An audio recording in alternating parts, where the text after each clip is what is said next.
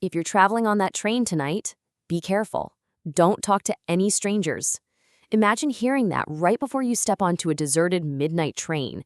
It literally sends a shiver down your spine, doesn't it? Welcome to The Explainer. Today, we're diving into a truly chilling piece of internet fiction, a super captivating urban legend known as The Last Passenger. We're going to deconstruct exactly how this story builds its terrifying atmosphere from the ground up and how it completely traps its protagonist in a loop of endless darkness. Now, before we get too spooked here, let's take a quick look at the source's explicit disclaimer. It states crystal clearly that this story is created purely for entertainment purposes, and it definitely doesn't promote superstition or blind belief of any kind. So our goal today is to just carefully unpack this thrilling piece of fiction, looking at exactly how the author builds such an incredible, compelling sense of dread. Section 1. A cold midnight morning at Pune's Chinchwad station.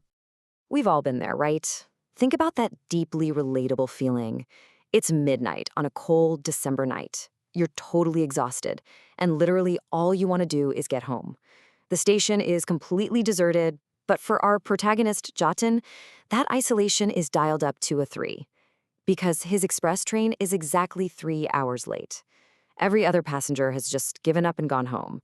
He is entirely alone. Or, well, so he thinks. This brings us to our first real unsettling shift in the atmosphere. Out of nowhere, an old beggar who had been sleeping beneath the stairs suddenly approaches Jatin and asks, "What are you doing here at this hour?" He then issues that incredibly chilling warning we opened with, about not talking to strangers on this specific, heavily delayed train. And this setup brilliantly illustrates the tension. On one side, we have Jatin. He makes this desperate dash, barely grabbing the handle of the moving train, just absolutely flooded with relief. But on the other side, as Jatin looks back, the beggar is just standing there on the empty platform, smiling mysteriously. That knowing smile, it tells us Jatin hasn't just boarded a train, he's walked straight into a trap. Section 2. The Empty Express and its Uncomfortable Silence. Okay, so inside the train, the threat completely shifts from the creepy station to this eerie, claustrophobic atmosphere. This specific train is notoriously overcrowded, but tonight, Jatin's coach is completely empty. He sits down, enjoying the cool night breeze, and then he hears it. A sound of breathing. Very close. But when he opens his eyes, no one is there. I mean, it's a classic horror trope, right? But it's executed so perfectly here, breaking that peaceful silence and forcing Jatin to investigate. So he eventually finds one lone passenger sitting at the far end of the coach. Jatin sits next to him, super relieved, but the man is completely silent, just staring ahead with these lifeless eyes. As the minutes drag on, Jatin looks out the window at nothing but endless darkness and asks a crucial question. Why hasn't the train reached any station yet? This is the exact moment the entire geographical reality of the story completely breaks down. The stranger turns and replies with this calm, chilling revelation that absolutely shatters Jatin's sense of reality and safety. He simply states, "There won't be another station. You boarded the wrong train." And just like that, boom, the illusion of a normal, everyday commute is dead. Section 3. A gruesome backstory and 20 years of vengeance. Right here is where the story pivots to pure, visceral terror. Jatin, naturally, runs to the door in a blind panic, sees only endless darkness outside, and spins back around. And the text hits us with a jarring jump scare. Blood poured from his crushed skull. His eyes hung from their sockets. The stranger's face has abruptly and horribly disfigured. It's a shocking, gruesome image that absolutely solidifies for the audience and for Jatin that he is trapped with a ghost. Now, if we look at the events from 20 years ago, we see this tragic parallel cleanly mapped out. On a night exactly like tonight, the train was delayed and almost empty. Shortly after this man boarded, a group of drunken men got on. Mid-journey, a violent argument erupted over a seat. Moments later, he was literally thrown from the moving train, his head violently striking an electric pole. And in the final, brutal moment, before he could even move, he was hit by another train right on the tracks. For 20 long years, his spirit has been trapped here, endlessly searching for those men. Jatin, who is completely terrified at this point, desperately tries to use logic to calm himself down. He nervously laughs and points out that, well, if a train ran over you, you wouldn't be alive. And the ghost delivers this chilling response. Who told you that I'm alive?